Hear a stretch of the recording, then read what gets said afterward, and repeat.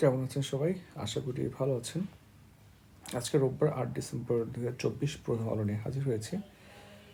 আমাদের একটা লং ব্যাচে ভর্তি চলছে। এছাড়া আমাদের বেঙ্গল সোসাইটিতে জিকে ব্যাচ শুরু হচ্ছে। আপনারা সবাই খুবই কম টাকা দিয়ে পরীক্ষার প্রিপারেশন নিতে পারবেন। দেখেন, আবারও সরকারি তথ্য ফাঁস একটা নিয়মিত ঘটনা হয়ে গেছে। বিশেষ করে গত সময়গুলোতে হচ্ছে এনআরডি তথ্য ফাঁস হয়েছে, আরও অনেকগুলো তথ্য ফাঁস হয়েছে এবং কেউ হচ্ছে ব্যাপারটা গুরুত্বই দেয় নাই। এবং ওরা হচ্ছে একদম ডিনাই করে গেছে কোনো তথ্য ফাঁস হয় না, অথচ নেটে তথ্য পাওয়া যাচ্ছিল। এখন দেখেন যে পুলিশের তথ্য ফাঁস হয়েছে, প্রায় ১ লাখ পুলিশ সদস্যদের ব্যক্তিগত তথ্য ফাঁস হয়েছে। এটা কিন্তু খুবই সেন্সিটিভ একটা ডেটা। বিশেষ করে হচ্ছে যখন সময় এই মানুষজন যখন পুলিশের উপরে কিঞ্চিৎ পরিমাণে একটু ডিপ্রেসড, এই সময় এতগুলো পুলিশের পার্সোনাল ডেটা লিক হওয়াটা দেশের জন্য ভালো না। যাক, এই যে এই পরে এনআইডি থেকে শুরু করে হচ্ছে মামলা, সরকারি ওয়েবসাইট, শিক্ষা প্রতিষ্ঠান, ব্যাংকের তথ্য, এগুলো এটা লিক হয়ে যাওয়া কিন্তু খুবই বাজে একটা মানে একটা কালচার ক্রিয়েট হচ্ছে। এটা মূলত যে সমস্যাটা আমাদের বেশি হয়েছে সেটা হচ্ছে আমরা টেকনোলজি হচ্ছে পারচেস করে নিয়ে আসছি, বাট আমরা কিন্তু ট্যাগটাকে হচ্ছে ইনভেন্ট করতে পারিনি বা শিখতে পারিনি। আমরা হচ্ছে কোনো কাউকে দিয়ে ১ লাখ, ৫ লাখ, ৫ কোটি টাকা দিয়ে একটা ওয়েবসাইট কিনে নিয়ে চলে আসছে, একটা ট্যাগ ইম্পোর্ট করে ফেলছে। এই জন্য হচ্ছে আমরা দেখা যাচ্ছে যে এটাকে খুব একটা স্ট্রংলি হচ্ছে এটাকে প্রোটেক্ট করতে পারতেছি না। আলু, পেঁয়াজে ভারতের বিকল্প খুঁজছে বাংলাদেশ। বর্তমানে আলু আমদানি হচ্ছে শুধু ভারত থেকে, পেঁয়াজ বেশি আমদানি করা হচ্ছে ভারত ও মিয়ানমার থেকে।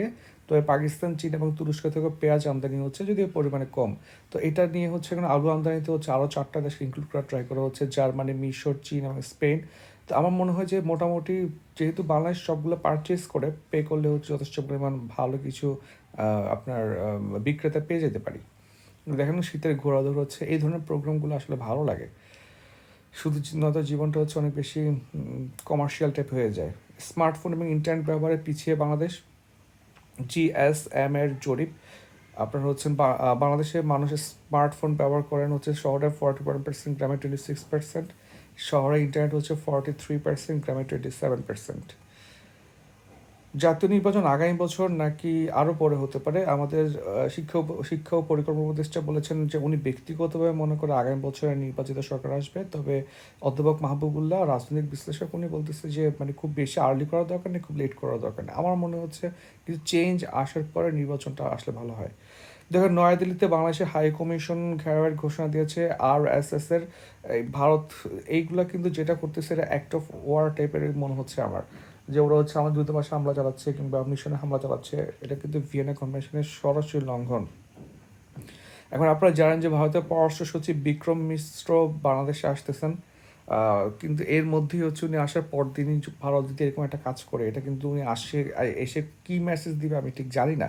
মানে উনি হচ্ছে ওনারা নিজেরাই কন্ট্রোল করতে পারতেছে না। হ্যাঁ, ওইখানে আমাদের মিশনে হামলা চালায়, এখানে আমাদের সাথে মিষ্টি কথা বলে তো লাভ নাই। আমাদের উপদেষ্টা সাক্ষাৎ বলেছেন আমদানি রপ্তানি বন্ধ হলে ভারত বেশি ক্ষতিগ্রস্ত হবে। গবেষণার চেয়ে অনুষ্ঠানের বরাদ্দ 4 গুণ।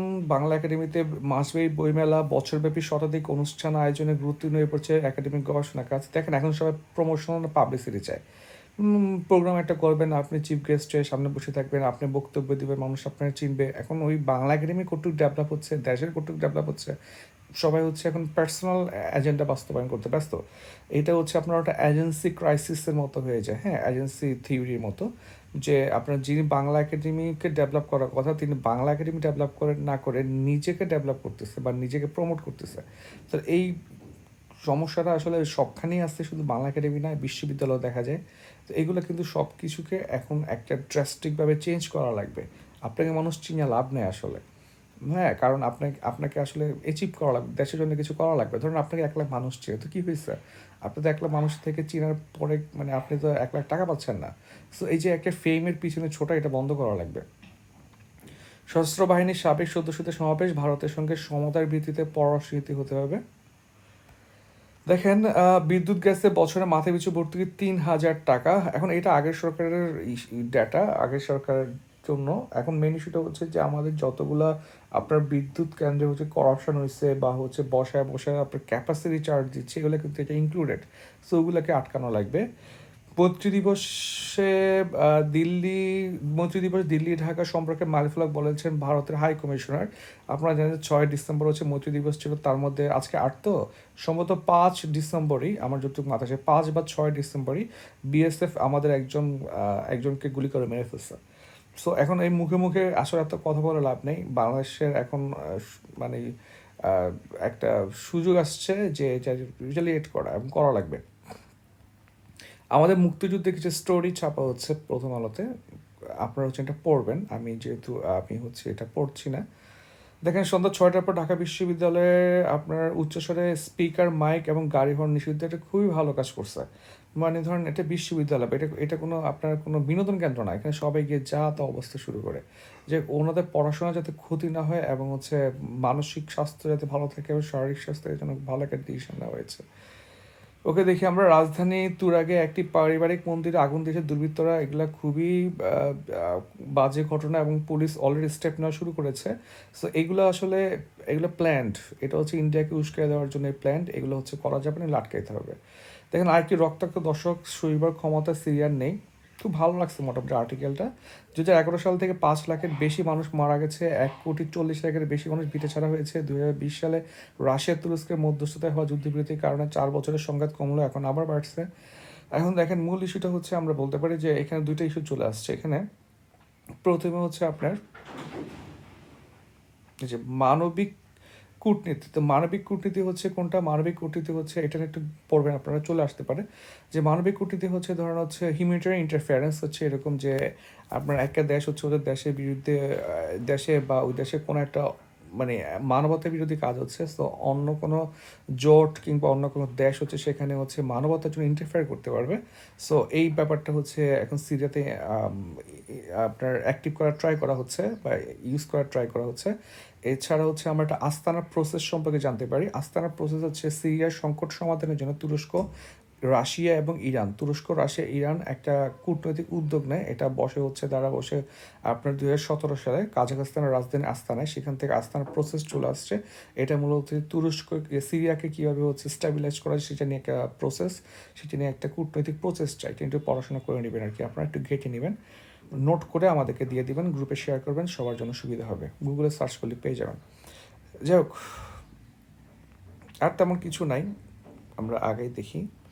ইন্টারন্যাশনাল দেখি, ইউনকে অভিশংসনের চেষ্টা ব্যর্থ হয়েছে। আপনার দক্ষিণ কোরিয়ার পরিস্থিতি এখন টালমাটাল অবস্থা। দামাস্কে ঘিরে ফেলার দাবি বিদ্রোহীদের। গতকাল কিছু পোস্টে দেখতে পাচ্ছিলাম যে সিরিয়া মোটামুটি এখন বাশার আল আসাদ পালায় গেছে, এই টাইপের কিছু নিউজ আসছে, যদিও এখন পর্যন্ত মেইন স্ট্রিম মিডিয়াতে কোনো নিউজ আসে নাই। একটু ওয়েট করেন, হয়তো জানতে পারবো কী কী ডেভেলপমেন্ট হচ্ছে। 20% অদরিদ্র পরিবার দরিদ্র হওয়ার উচ্চ ঝুঁকিতে রয়েছে। এছাড়া হচ্ছে বাংলাদেশ চাইলেও এলডিসিতে থাকতে পারবে না, এটা উনি বলেছেন। যে বাংলাদেশ মোটামুটি কিছু প্রকল্প ভালো করেছে, যেমন হচ্ছে আমার পদ্মা সেতুর মতো একটা ভালো প্রকল্প আছে।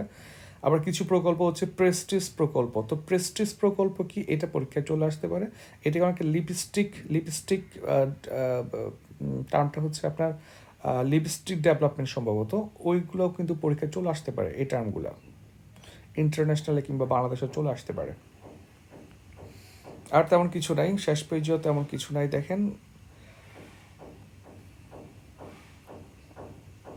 দেখেন কমলা বুক হরিয়াল, কি সুন্দর পাখি। আমাদের কিছু কোর্স চলমান আছে বা সামনে শুরু হবে, আমাদের ডেসক্রিপশানে দেওয়া আছে, ভিডিও ডেসক্রিপশানে যে লিঙ্কগুলো দেওয়া আছে, অ্যাড হয়ে যাবেন। আশা করি আপনারা উপকৃত হবেন আর কি। সবাই